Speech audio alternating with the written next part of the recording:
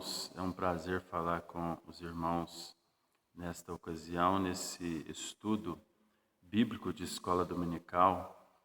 E nós estamos neste mês de maio, já estamos iniciando este mês que é considerado o mês da família, onde a igreja propõe-se a tratar de assuntos relacionados à família, trazer temas importantes a respeito da condução da família, a presença do Senhor nos caminhos dele, nos princípios que ele estabeleceu para essa família que ele mesmo criou. E sempre nós temos atividades especiais na igreja voltadas ao tema família. E nós, diante da situação da suspensão dos cultos presenciais, estamos transmitindo esses vídeos para que então recebamos a edificação. Não queremos deixar de meditar sobre esse tema tão importante, que é a família nos caminhos do Senhor, a família pensada, projetada por Deus, criada por Ele, colocada por Ele nesse mundo para nos abençoar tanto. Bem sabemos que a família, o projeto família, é extremamente atacado neste mundo. Sempre foi. Nosso inimigo, ele abomina a família, porque ele sabe que Deus usa a família para abençoar a nação, para abençoar o mundo, para abençoar a sociedade e para abençoar a igreja, porque se as famílias estão desestruturadas, a igreja também sofrerá extremas dificuldades. Alguém disse que cerca de 80% dos problemas da igreja acabam quando os problemas familiares acabam. Então, é extremamente importante este mês. Eu sempre digo que é o mês que eu mais gosto do ano, mês de maio, porque nós temos atividades tão boas, tão edificantes e tão abençoadoras. Mas este ano, infelizmente, nós teremos pelo menos parte deste mês sem essas atividades especiais voltadas à família. Mas eu quero deixar com você um texto muito conhecido da palavra de Deus, um profeta Jonas. E ele tem algo a nos ensinar neste livro a respeito da família.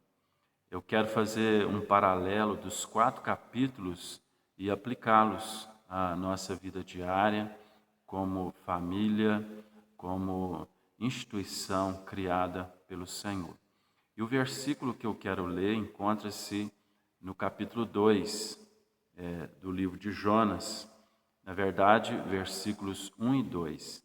E a palavra, então, diz o seguinte: Então Jonas, do ventre do peixe, orou ao Senhor, seu Deus, e disse: Na minha angústia clamei ao Senhor, e ele me respondeu. Do ventre do abismo gritei, e tu me ouviste a voz. O livro de Jonas é considerado como o livro do triunfo da graça divina. Triunfo dessa graça bendita de Deus que alcança os cruéis assírios. Os assírios eram considerados torturadores de seus dominados. Quando eles saíam em suas campanhas de guerra, eles agiam com muita crueldade diante dos seus dominados. E parte disso, então, é o que causa extremo medo em Jonas. E Jonas, então, quer fugir da presença do Senhor. Jonas quer, de fato, contrariar o plano de Deus para a vida dele. E a gente sabe que Jonas não é somente o profeta fujão. Jonas é mais que isso, é pior do que um profeta fujão. Pelo menos nesse episódio, nesse tempo da sua vida. A gente não sabe o que aconteceu depois, porque o livro termina em aberto, não sabemos se Jonas se arrependeu, se Jonas concordou com Deus depois que terminou esse livro. De fato, esse livro termina em aberto. Mas Jonas, mais do que um profeta fujão, ele é um profeta que resistiu o nosso Deus, que o comissionou para uma tarefa tão importante. Então, eu quero, como disse, fazer um paralelo dos capítulos. E o primeiro capítulo, então, fala que Deus frustra os planos dos desobedientes. Deus frustra os planos dos desobedientes. Então, no capítulo 1, nós encontramos o registro da ordem de Deus dizendo a Jonas: vá à capital, a Nínive, capital da Síria, prega a minha palavra lá. E é uma palavra de juízo. Se eles não se arrependerem, Nínive será destruída. Mas Jonas resolve desobedecer a ordem de Deus. Ele toma um outro caminho, um outro rumo. Mas nós conhecemos bem a história e sabemos que no meio desta viagem, ou parte dela, Deus já frustra ali os desígnios de Jonas, que queria ir para Tarsis. Então Deus aparelha ali uma tempestade, eles fazem de tudo, os marinheiros fazem de tudo para que Jonas seja salvo e não conseguiram.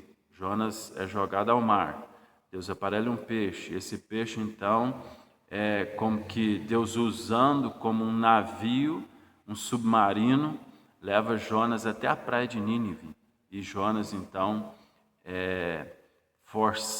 forçosamente é levado a Nínive para que então lá ele prega a palavra de Deus. Mas o capítulo 1 nos apresenta então o princípio da desobediência. E aqui nós aprendemos que o caminho da desobediência a Deus não é um caminho de sucesso. O sucesso ele vem por uma completa entrega, uma entrega aos princípios, mandamentos da palavra de Deus.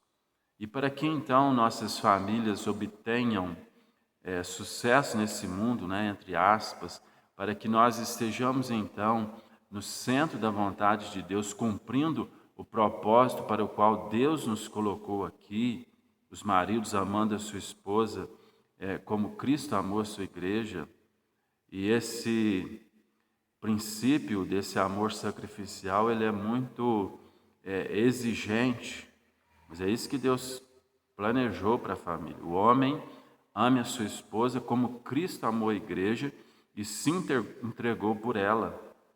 E aqui então há um princípio de primazia, ou seja, os desejos e necessidades da esposa devem ser satisfeitos primeiramente, não os do homem primeiro. Se o homem precisa de comprar uma camisa e a mulher um vestido, primeiro o vestido da esposa, porque esse é um mandamento bíblico. Eu citei apenas um exemplo, mas então os desejos da esposa e necessidades devem ter prioridade na relação conjugal. E a esposa deve então ser submissa ao marido, como a igreja é submissa a Cristo. E a ideia aqui então é que a esposa vai seguir orientação do marido. Obviamente, isso não exclui o diálogo. De forma alguma, esse mandamento está tirando de cena o diálogo que é tão importante. O marido deve, então, dialogar com a sua esposa e juntos, então, tomarem decisões, mas a orientação do marido, ela deve, então, ser seguida pela sua esposa, porque assim como a igreja é orientada por Cristo, o cabeça da igreja, a mulher é orientada pelo seu marido, a semelhança então da igreja para com Cristo. E a palavra de Deus então afirma que os filhos também devem honrar os pais, obedecer os pais, para que eles vão bem e sejam de longa vida sobre a terra. Isso aqui é um princípio maravilhoso, porque devo fazer uma pergunta: minha vida vai bem? Se não, há algo errado no cumprimento do 5º mandamento. Honra teu pai e tua mãe, para que te vá bem e sejas de longa vida sobre a terra. Se ela não está indo bem, alguma coisa está errada no cumprimento desse mandamento. Porque se eu cumpro esse mandamento à risca, se eu honro meu pai e minha mãe, necessariamente a minha vida vai bem em todos os sentidos. A palavra de Deus afirma isso. Mas ainda os pais, eles precisam não provocar os filhos à ira, mas criá-los na disciplina e admoestação do Senhor. Isso se encontra em Efésios 5 e 6, capítulo 5, parte dele, e parte do capítulo 6, ou seja, quando diz que os pais não devem provocar os filhos à ira, está falando do homem, do pai. Ou seja, o pai deve trazer equilíbrio emocional aos seus filhos, a esposa também, e ser um homem com a Bíblia na mão, para que ensine a palavra de Deus. Um homem com a Bíblia na mente, para que instrua os filhos. Um homem com a Bíblia no coração, para que ensine o amor aos seus filhos. E tudo isso é resultado da unção do Espírito Santo, porque Paulo, nessa carta aos Efésios, no capítulo 5, fala que nós devemos ser cheios do Espírito Santo. Cheios do Espírito Santo. E o princípio para sermos cheios do Espírito Santo é obediência.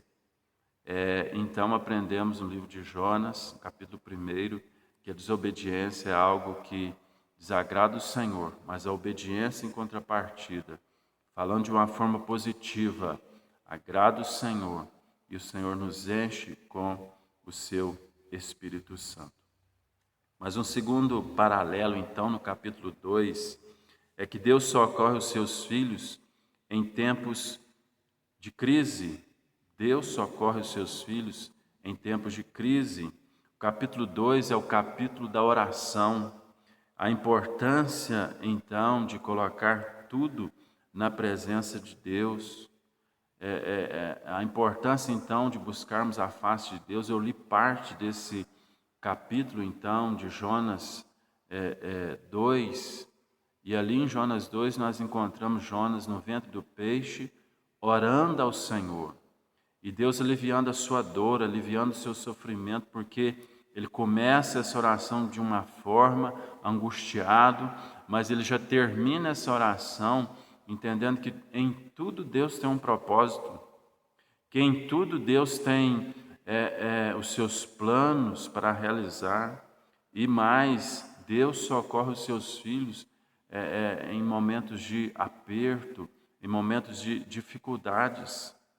E as famílias, nos tempos que nós estamos vivendo, temos aí a pandemia do coronavírus, traz aflição nas famílias. Há lugares aí, índice de divórcios aumentando, porque estão muito juntos, crises instaladas com relação a pais e filhos, mas Deus nos socorre dentro dessas adversidades. Não só por causa dessa pandemia, mas quantos desgastes nos casamentos, quantos desgastes entre, então, pais e filhos por diversas situações. O índice de divórcio é assustador. Quantos casais se separam, quantos casais que estão debaixo do mesmo teto, mas já não tem mais vida conjugal de marido e mulher. Mas temos, orientado pela palavra de Deus, esperança, porque Deus socorre os seus filhos em momentos de aflição. Deus socorreu Jonas, Deus abençoou Jonas ainda ali no ventre daquele peixe, em completa desobediência a Deus. A gente percebe que Jonas, em todo o livro, é um servo desobediente. Deus nunca deixou de ser o Deus de Jonas, isso nunca deixou de acontecer, mas a vontade de Deus não era de Jonas. Jonas não estava em sintonia com Deus em todo o livro. E termina assim, Jonas reprovando Deus pela sua atitude. E Deus então termina o livro fazendo uma pergunta: você, Jonas, tem dó de uma planta e não teria eu misericórdia de tantos homens, tantas mulheres? E ali vai falar um número de pessoas, diz a palavra então, 120 mil pessoas, mais de 120 mil pessoas, na verdade 120 mil homens, animais, e se diz homens, né, não contou as mulheres, as crianças, mais de 300 mil pessoas nessa cidade.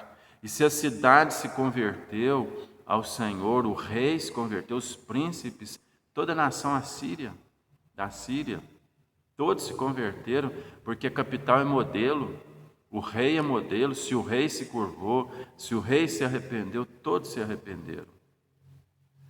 Mas nos tempos de crise, nós temos a quem recorrer. E a sua família precisa, talvez, de alguns ajustes, talvez algum casamento desgastado, talvez alguma relação pai e filho desgastada, talvez alguma situação espiritual, talvez alguma questão emocional, seja qual for, o livro de Jonas nos apresenta que Deus socorre. Deus é socorro, diz o salmista, bem presente nas tribulações. Mas ainda um terceiro paralelo, no capítulo 3, Deus restaura os ministérios. Deus restaura, então, das feridas, dos males diversos. Ou seja, Deus não levantou outro profeta. Então, já que Jonas é um desobediente, é resistente à minha vontade, então eu busco outro. Isso é uma das coisas maravilhosas de Deus. No reino de Deus, a fila não anda. Isso é maravilhoso. O nosso lugar é o nosso lugar na presença de Deus. Da mesma forma, Jesus, quando seus discípulos o traíram, o próprio Pedro o traiu, né? Jesus não levanta novos discípulos, mas ele vai atrás daquele Pedro que o negou 3 vezes. E os demais discípulos restauram o ministério deles. Deus é assim. Deus não descarta, pessoas não são descartáveis.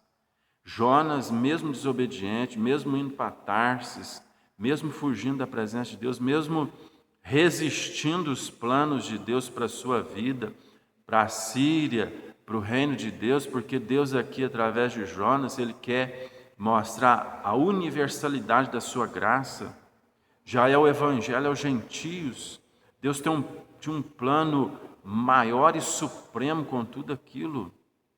Mas mesmo assim, Deus restaura o ministério de Jonas. Então Deus nos restaura. Quantas e quantas vezes em nossas famílias nós deixamos de cultuar, adorar a Deus no nosso culto doméstico?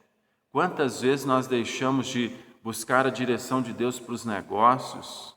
E Deus, então, foi deixado de lado por nós, na lateral, colocamos no centro, talvez o trabalho, os estudos, os sonhos, os planos. Mas mesmo assim, Deus ali está pronto a nos restaurar para a sua glória. O Catecismo Menor de Westminster, ele faz uma pergunta: qual o fim principal do homem? Podemos então dizer qual o fim principal da família: glorificar a Deus e satisfazer-se nele para sempre. Esse é o fim principal, a finalidade para a qual nós existimos como família. Mas um quarto paralelo com o capítulo 4. Deus exerce misericórdia sem acepção de pessoas. Então Jonas, ele tem meio que um preconceito de que Nínive receba o Evangelho. Ele não quer a salvação deles, ele não quer que eles ouçam, ele não quer ir lá pregar, ele não quer anunciar a vontade de Deus para aquele povo, mas aí Deus mostra através do capítulo 4 para para nós que Ele não faz acepção de pessoas. E com isso é um princípio grandioso, porque Deus não tem preconceitos. Preconceito é uma coisa devastadora, terrível, ruim de se sofrer. E é tão glorioso porque todos nós sofremos algum tipo de preconceito. Algum tipo de preconceito de onde viemos, como somos. O mundo é preconceituoso com todas as pessoas, o jeito que falamos, vestimos, enfim, o jeito do cabelo, cor da pele. As pessoas têm preconceito. Infelizmente, é pecado, mas infelizmente o ser humano é preconceituoso, mas Deus não é. Deus não faz acepção de pessoas. E Deus então não trata uma família melhor do que a outra. Uma família não é mais importante para a vida da igreja do que outra. Uma família não é mais importante que outra no reino de Deus, no avanço do reino de Deus. Deus tem os seus projetos para cada família e cada uma delas é importante no reino de Deus. Deus está ensinando isso para Jonas e trabalhando no nosso coração. E bom é saber que Deus não tem preconceito. Ele nos abençoa, Ele visita a nossa casa, Ele está na nossa casa, a casa mais simples que for, família mais simples que for, a luz do mundo, porque para Deus não tem simplicidade, para Deus não tem humildade, enfim, Deus visita a todos de igual modo, com a sua graça redentora, abençoadora. Então, o princípio geral ensinado no livro de Jonas, com relação à responsabilidade humana, a gente sabe que o tema principal é a universalidade da graça, a triunfante graça de Deus sobre os terríveis assírios e os salva para o louvor da sua glória. Mas no que tange a responsabilidade humana, é o princípio da obediência, do serviço ao Senhor. E eu termino então essa palavra com a palavra de Josué: eu e minha casa serviremos ao Senhor. Que você use esse versículo, essa frase, e diga para você mesmo, na sua família: eu e minha casa serviremos ao Senhor. Eu e minha casa obedeceremos ao Senhor. Orarei a Ele. Reconhecerei que Ele é o Deus das segundas oportunidades. Quer me usar no seu reino. E entendendo que não importa quem eu seja, Deus não faz acepção de pessoas. Ele recebe todos como filhos dele, salvos pela graça de Cristo, transformados para o louvor da glória dele. Que Deus muito te abençoe. Tenha um ótimo dia na presença do Senhor. Amém.